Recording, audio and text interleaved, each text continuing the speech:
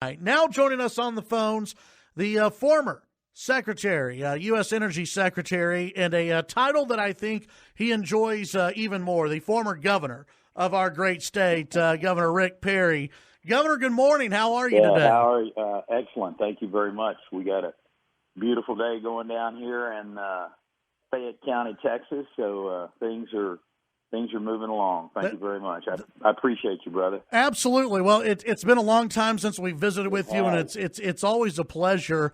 Let's start off with where we are in the world right now. And you had a tweet over the weekend kind of pointing out this story about the Gage Hotel, and that, even in some of our more rural counties, there are so few coronavirus cases and so many businesses that are hurting due to being shut down right now. What would you like to see happen in these counties?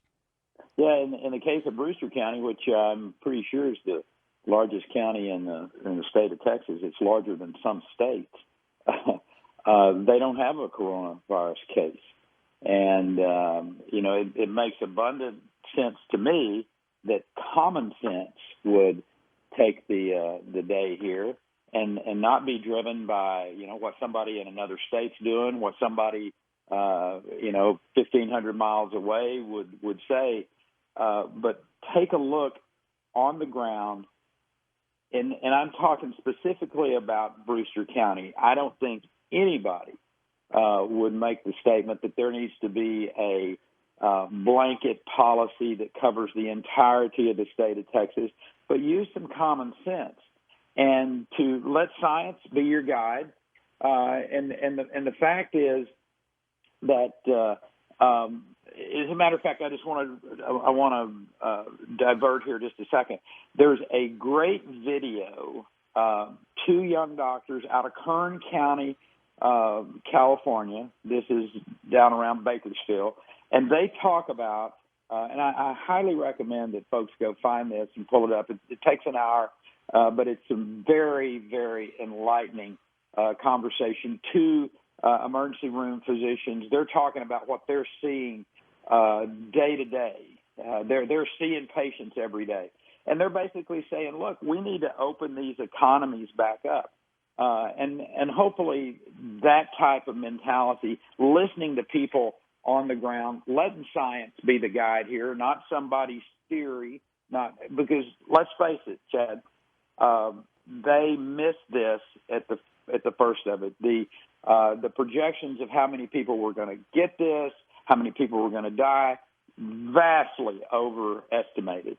Now we have real numbers backing this up. So rather than let this impact of the mental impact, the depression, the suicides, the domestic violence that's going on out there, plus the economic turmoil that's being done, let's get this economy back opened up so that our people can again move forward and take the mental stress of this away. And those that would argue that, oh my God, you're throwing the people's lives away to get the economy going. We've made judgment calls in this country for centuries. Mm-hmm. I mean, decades. You think about the 20th century, the judgment calls that were made about, the cost versus the benefit. We do that every day. I mean, if the idea is, hey, listen, we can't afford to lose a person, well, then put everybody in a car with a helmet on. That will save some lives. I mean, that's the far left-hand side of this, if you will, versus the far right-hand side of somebody saying, oh, disregard science, disregard everything. My point is, let's have some common sense. And county judges, I mean, if the fact is you have this ability to say whether or not your county is open or not, I'm just drawing a conclusion here that out in Brewster County, there is a decision that's been made not letting science drive it because there's not a coronavirus case out there. Open your county back up. I want to ask you about that because up in Amarillo, they have, and they've been doing this for weeks, Governor Perry, where they've allowed some of the quote-unquote non-essential businesses, and I hate that term, but non-essential businesses reopen as long as you stay 6 feet away from each other, you have fewer than 10 people inside, you practice good hygiene, and you wipe down areas of contact. They've had that for a while. You look in Colleyville, Texas, over the weekend, the mayor said, you know what, we're going to go ahead and reopen. But there's been this conflict that I keep hearing from state lawmakers, and I've heard from local officials over what the current emergency declaration covers, because you just mentioned that some of these county judges, they can reopen if they want to, but then there are some who say, no, the current governor, Governor Abbott's emergency declaration closed everything. How do you read that?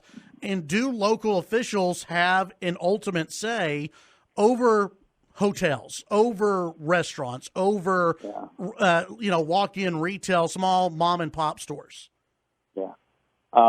Chad, I'll just go with and listen, I was governor. Yeah. I'm not getting into I've had my go of it. But you know emergency declarations.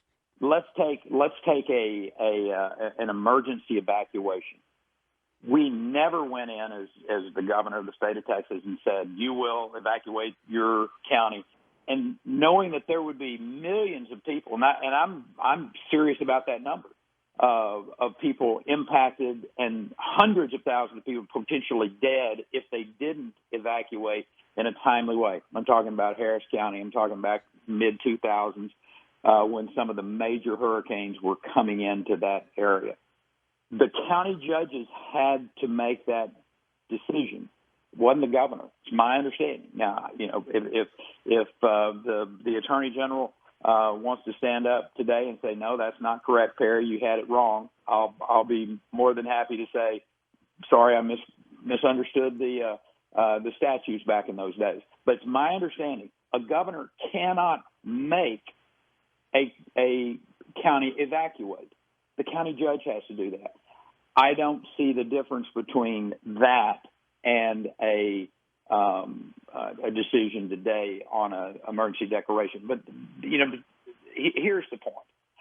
I think if a county judge would lean into this, call the governor's office and say, hey, Governor, we're fixing to open this place up. Hopefully that's going to be a moot point by this afternoon. Right. And that, that this common sense is going to prevail here. The county judges are going to get it that, look, we've got to get this back. Science is telling us that what we did in the first 30 days was really good. What we're talking about doing the next 30 days, if we maintain that, may not be that good. Matter of fact, it could be devastating when you talk about the long-term effect of keeping people away from work, away from interacting with each other. So it just makes abundant sense to me. Listen, I think, Brewster County is one of 254 counties out there. I decided to make a statement on this because it's time for us as a people to have this conversation. We need to get America back open up. We need to get this economy going back up. And I think science and the data will show that opening up the economy was the best thing for this country and for the people. Visiting with former Governor Rick Perry here on the Chad Hasty Show. I want to ask you our next question, both as a former governor of this state and also former Secretary of Energy. Price of oil has absolutely collapsed. There's multiple reasons for that. I think one of those reasons is we're all shut down throughout the United States. How important is it, not only from a Texas standpoint, but from a U.S. standpoint, to get reopened, for people to start driving and flying around again and everything else, for national security interest and other interests, to get that price of oil back up? Yeah, you pinged it properly. I mean, you nailed it. Let's back up and get just a little bit of history on this. This started before Corona really showed up on shore here. Corona was hanging around back in the background when the when OPEC, when Saudi and Russia got in this conflict about continuing to manage the supply. The Russians said, nope, we're not going to do that. And a lot of reasons that they made that decision. We don't need to go on to hear them on your show.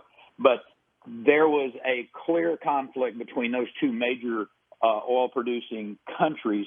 And the Russians said, nope, we're not going to do that anymore. And the Saudis said, well, we'll see about that. And on the following Monday, $7 to $8 decrease in the cost of crude. And within the next week, coronavirus had come in on top of that. And so we had two things going on. A major price war, if you will, driving down the cost of crude, the Russians and the Saudis, and then coronavirus coming in on top of that and totally wiping out the demand side of it.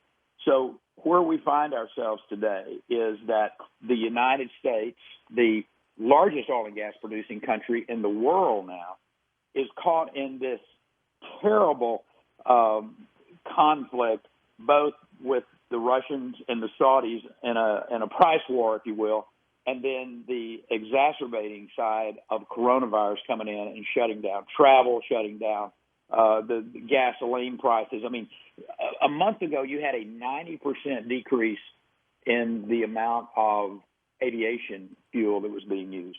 So this is driven by demand now. The Russians and the Saudis, if they wanted to go to substantially lower amounts of production, it really won't make any difference until we use up the supply that is now way overabundant in the world, particularly in the United States. Our capacity, our pipelines, our storage facilities, everything is full. So the real issue here is, again, this is another benefit of getting the economy back open, back going, people traveling. I hope folks are thinking about, where do I want to go? Do I want to go to the Gage Hotel and see Big Ben this summer? Well, I hope people will do that. I hope people are thinking about how they're going to travel, how they're going to get out, how they're going to go see things and get the economy back going again. But you're not going to see relief, and we're not going to save the independent oil and gas operator out there unless and until we get this economy back open. Former governor of our great state and former U.S. Secretary of Energy Rick Perry here on the Chad Hasty Show. Governor, it's always a pleasure to visit with you. Let's visit again soon and talk about the economy. God bless you, Chad. Absolutely. Good to talk to you, and continued best. To you and your family as well, Governor. Thank you. That's Governor Perry here on the Chad Hasty Show, News Talk KFYO.